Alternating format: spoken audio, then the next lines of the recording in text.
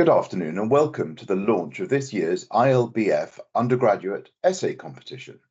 My name is Paul Lowenstein and I am a KC at 20 Essex Chambers and also the Chair of Trustees of the International Law Book Facility. The ILBF is a charity with deep roots in the legal profession and a long-standing commitment to access to justice and legal education worldwide. Our mission is to improve access to justice by repurposing legal texts donated by the UK legal community to recipients around the world, and is sustained by the extraordinary goodwill of those across the judiciary and the profession who support it.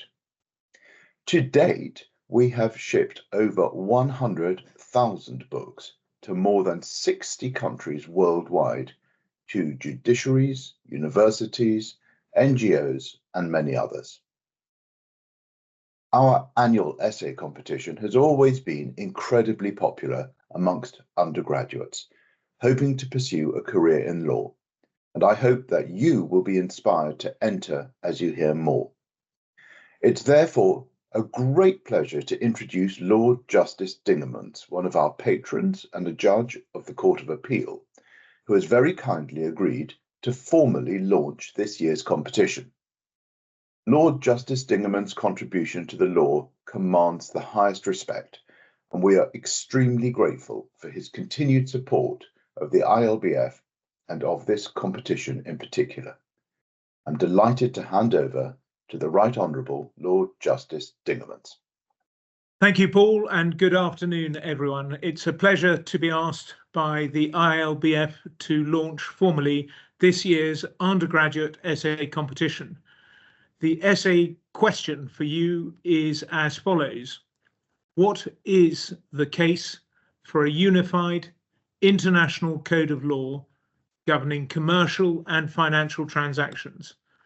And why might such a code be undesirable? This is a demanding and timely question. It invites you to engage with the realities of international commerce, the attractions of legal certainty and therefore harmonization, as well as the reasons why a diversity of different legal approaches by different legal jurisdictions may nonetheless remain important. The question is framed to reward balance, judgment, and clear legal reasoning. Please note the prize. The winner will receive a week of work experience organised by the ILBF, thanks to the goodwill and prestige of its associates. The London-based programme will include a day at a barrister's chambers, a day with the in-house legal team of one of the UK's largest charities, a day at one of the top law firms in London, and a day shadowing a Court of Appeal judge, and a day at a leading legal publisher offering insight into the role of legal information and publishing in modern legal practice.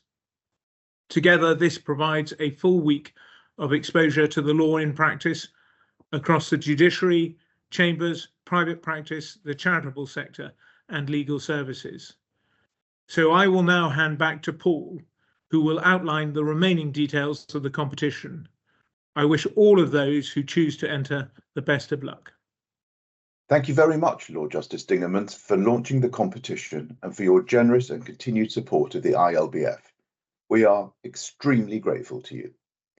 The essay question reflects what this competition is designed to encourage: thoughtful engagement with complex legal issues, an appreciation of competing arguments, and the ability to communicate ideas clearly and persuasively. We encourage entrants to approach the question with ambition, but also with care, balance, and intellectual honesty. Let me now turn to practical details. The essay must be no more than 1,000 words. The submission deadline is 5 p.m. UK time on the 1st of June 2026. Judging will begin immediately after the deadline and will take place over 3 rounds. Entries will be considered by panels drawing on some of the UK's leading legal minds, including figures from academia, corporations, barristers' chambers, and law firms. We will aim to announce the winner on the 1st of July 2026 via the ILBF website and our LinkedIn page.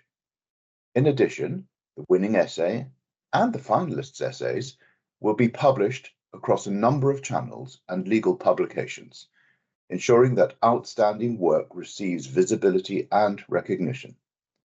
Finally, full details of how to apply can be found on the International Law Book Facilities website, which is at www.ilbf.org.uk, and on the ILBF's LinkedIn page, which I would strongly encourage you to follow. We will be sharing updates there throughout the competition, including reminders and the announcement of the winner. The competition is open to all UK university undergraduates who hope to work in law, and we very much hope that you will consider entering. It is an opportunity to engage seriously with an important legal question, to have your work read by senior figures across the profession, and to compete for a truly unique prize. Thank you for your time, and we very much look forward to reading your submissions.